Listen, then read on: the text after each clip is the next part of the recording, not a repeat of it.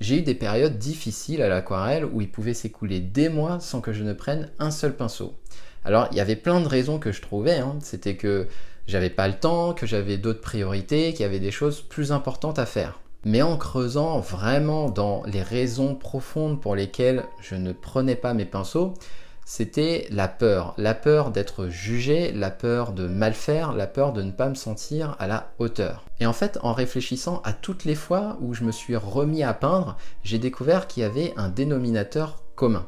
En fait, je me suis rendu compte que je manquais de visibilité, pas forcément sur l'avenir, pas sur ce que je vais peindre dans les 2-3 prochaines années, mais plutôt sur ce que j'ai pu peindre par le passé, ce que j'ai accompli dans les 2-3 dernières années. Et aujourd'hui, l'avènement de l'ère du numérique, des réseaux sociaux, fait que toute consommation est éphémère. Alors que si on se sent moins créatif dans notre voyage artistique et qu'on appuie sur le bouton pause pour observer tout ce qu'on a pu accomplir par le passé, c'est un petit peu lorsqu'on redécouvre des albums photos de famille, eh bien il y a une vraie nostalgie qui ressort, il y a une vraie expérience qui ressort, et ça c'est quelque chose sur lequel il faut capitaliser. Et en fait j'ai remarqué qu'à chaque fois que je me remettais à l'aquarelle, c'était précédé par une phase où je faisais une revue de ce fameux journal artistique. Alors je vous invite vraiment à tenir un journal artistique parce que c'est lui qui raconte votre histoire, c'est lui qui peut vous remettre en selle dans votre pratique créative. Alors ce que je vous propose là, c'est que cet exercice, je vais me l'appliquer à moi-même. Juste derrière, on va basculer sur mon atelier et je vais vous montrer mes premiers pas à l'aquarelle, mes tout débuts à l'aquarelle, et je vais pouvoir analyser tout ça et potentiellement ça va me donner de nouvelles idées. Alors je vais vous montrer les tout débuts de mon journal artistique. Donc je vais prendre la première feuille. Alors la voici. En fait là j'ai commencé, comme vous pouvez le voir, par faire des lavis. Donc des lavis uniformes. Essentiellement, ici, j'avais pris en fait les couleurs que je trouvais sur les différentes, sur la palette que j'avais achetée. Et puis je pense que j'avais déjà fait l'acquisition des couleurs primaires parce que ça me rappelle, ça me fait étrangement penser à un bleu primaire et ça me fait étrangement penser à un rouge magenta primaire. Donc comme vous pouvez le voir, j'ai vraiment commencé par faire des lavis uniformes. Je me suis un petit peu aventuré sur des lavis dégradés. Et puis j'ai commencé à explorer quelques formes. Alors ici, je voulais faire quelques tentatives sur un feu par exemple. Et c'est là que j'ai commencé à découvrir les propriétés du travail dans l'humide. Parce que là, comme vous pouvez le voir, il y a des zones qui sont un petit peu plus chaudes, un petit peu plus rouges. Et ici, des zones un petit peu plus claires. Après, j'avais commencé aussi à explorer le travail sur les formes. Et alors ici, bon, vous voyez, je m'étais aventuré sur le dessin du nombre, mais c'était pas du tout bien proportionné. Mais c'est pas grave, puisque l'important c'était d'explorer et de voir un peu les possibilités qu'on pouvait avoir au niveau de l'aquarelle. Donc ça c'était vraiment au tout début. Et après, une autre feuille que je voudrais vous montrer, c'est celle-là. C'est le fait que je me suis...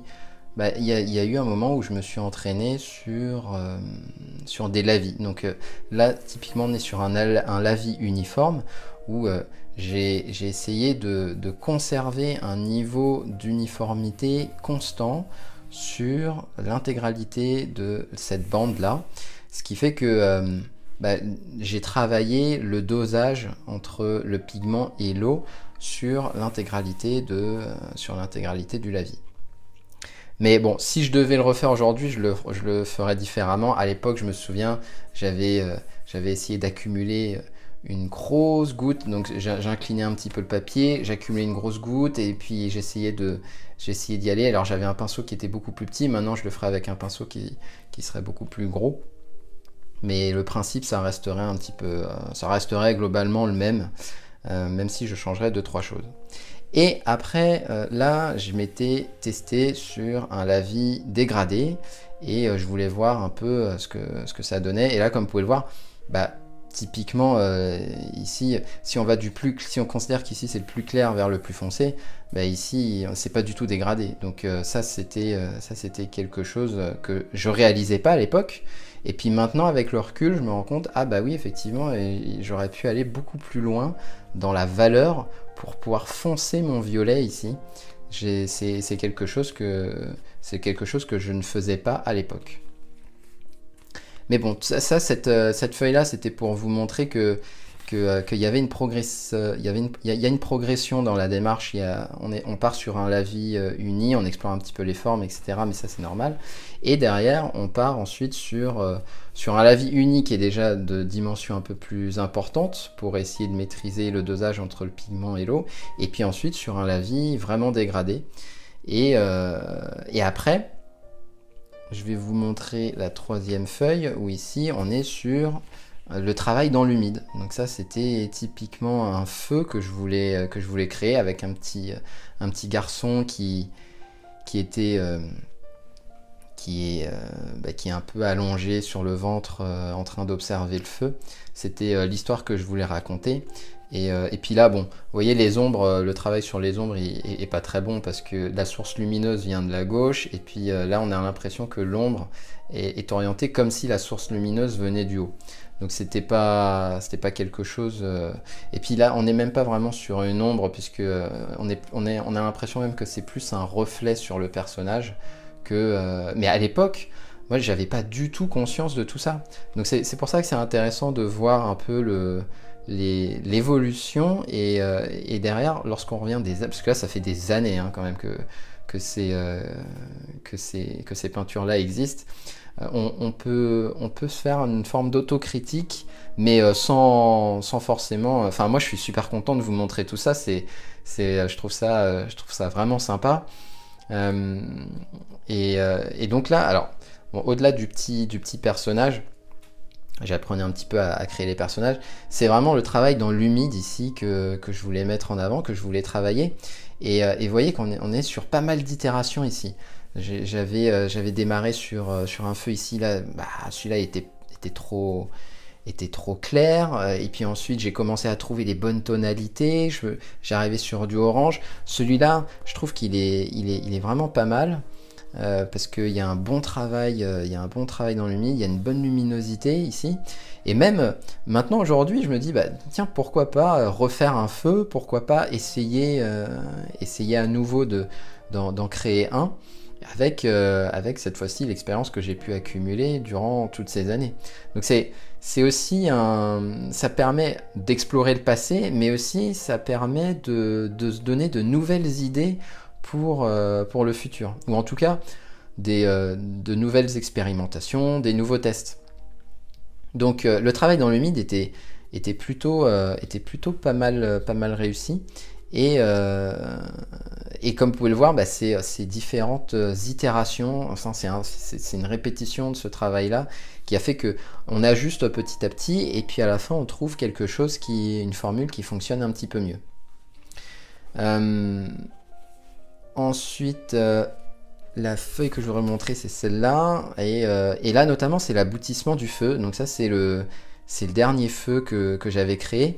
Et bah, si on le compare aux autres feux, c'est probablement celui que je préfère parce que c'est celui qui possède le plus de contraste et qui a des couleurs qui vibrent le plus, avec des oranges qui pétillent vraiment par rapport ici. Ici on a vraiment un feu qui est extrêmement pâle. Là ça va un petit peu mieux, mais là je trouve que j'avais rajouté alors du marron, c'était de la terre de sienne et de la terre d'ombre brûlée ici, qui ont permis de renforcer ce côté flamboyant. Et là j'avais mis des rouges orangés qui sont beaucoup plus forts en valeur.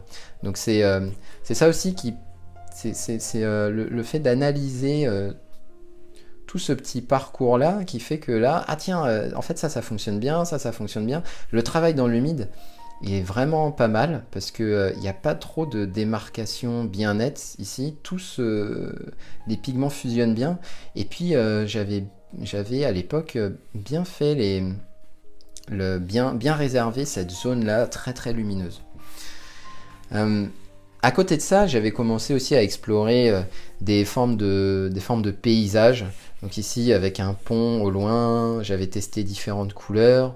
Et c'était vraiment une époque sympa. Donc il y a vraiment, il n'y a pas de... Faut pas se mettre la pression lorsqu'on perd à l'aquarelle. Faut tester, il faut se... Là, ouais, j'ai testé aussi les palmiers. Je commençais à explorer d'autres types de formes. Et du coup, c'était... ouais, là on voit clairement une évolution hein, lorsqu'on démarre sur du lavis pur. On arrive sur des sujets qui sont un petit peu plus complexes. Mais au niveau du paysage, au niveau des paysages, je me souviens que j'osais pas encore explorer toute cette partie-là, même si je commençais à tester 2-3 idées. Je restais plutôt sur des natures mortes et notamment ici, alors c'est pas forcément ce qu'il y a de plus... Enfin, c'est pas forcément un sujet très, très joyeux, un couteau, bon. Mais bon, à l'époque, je voulais tester des objets. Et alors ici, là, comme vous pouvez le voir, il y a plein d'erreurs. Là, il y a plein d'auréoles dans tous les sens. J'avais pas du tout bien dosé le pigment. Le manche ici est trop court par rapport à la longueur de la lame. Mais c'est pas grave. En fait, tout ça, c'est pas grave puisque je me souviens, ce qui m'avait poussé à prendre ce sujet-là, c'était la lumière. C'était la lumière du métal, de la lame. Et je voulais vraiment renvoyer cette sensation-là. Et je trouve qu'à l'époque, bon, c'était plutôt pas trop mal réussi, puisque on sent ici une progression dans la luminosité, même si c'est pas parfait. Hein. Et là, comme on peut le voir ici, je sais pas si vous voyez, mais j'avais gratté un petit peu cette zone-là, et on voit que ça a été travaillé. On a perdu un peu la fraîcheur de l'aquarelle, on a fait ressortir le grain du papier, mais bon, maintenant, ce sont des choses que je vois là, mais à l'époque, c'était pas grave, puisque l'important, c'était d'avoir un ressenti global qui correspondait à ce que je cherchais. Et ce que je recherchais à l'époque, c'était une étude sur la luminosité, et notamment de la luminosité sur une matière type métal. Et le dernier sujet que je vais vous montrer, c'est une pomme. Donc là, on est toujours dans le même registre, hein, on est plutôt sur de la nature morte. Et alors là, c'est intéressant parce que je vois que mon style a évolué. En fait, à l'époque, j'étais plus sur de la superposition de lavis. Là, comme vous pouvez le voir, il y a une zone. Alors ici, il y a un premier lavis qui permet d'apporter un peu le fond vert au niveau du haut de la pomme, avec un fond un peu plus orangé et rouge en bas de la pomme.